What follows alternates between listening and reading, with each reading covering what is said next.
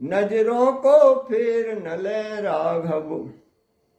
इतने में ही फिर एक ख्याल भी आता है कि ऐसा न हो कि मुझे वो शरण ही न दें और मुझे दुश्मन का भाई समझकर मेरी तरफ से निगाह ना फेल लें। फिर सोचा ये कुछ बात नहीं, क्या काम यहाँ उन झगड़ों का, राघव से मुझे प्रयोजन क्या, मैं तो सेवक उन चरणों का। फिर सोचते हैं कि उन्हें इन झगड़ों से क्या मतलब है, मैं तो भगवान के चरणों का दास हूँ। उन चरणों की है आस मुझे, उन चरणों को मैं पकड़ूंगा, राघव पर दृष्टि उठेगी फिर पहले चरणों को देखूंगा।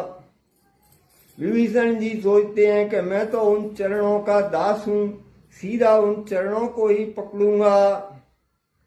प्रभु ने यदि त्याग दिया तो फिर चरणों की ओट गहूंगा मैं, यदि चरण निभाएंगे ना मुझे तो प्रभु से विनय करूंगा मैं।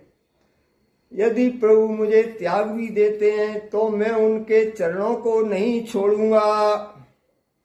दोनों ही यदि जाएंगे तो भी क्या मैं फिर आऊंगा, चरणों की सौगंध मुझे चरणों पर भस्म रमाऊंगा।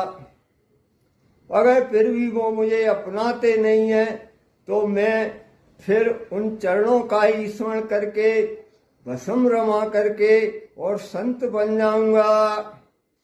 जोगी बनकर माला लेकर वन वन में अलख जगाऊंगा, चरणों से ध्यान लगा कर ही रघुनायक के गुण गाऊंगा।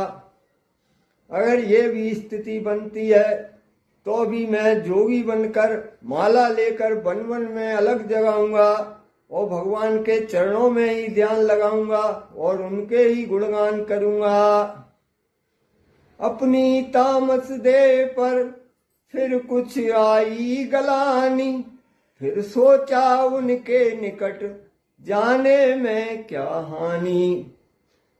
फिर विभीषण को अपने राक्षसी शरीर पर कुछ गलानी हो जाती है, लेकिन फिर सोचते हैं कि उनके पास जाने में नुकसान ही क्या है, एक बार तो उनके पास अवश्य जाऊंगा।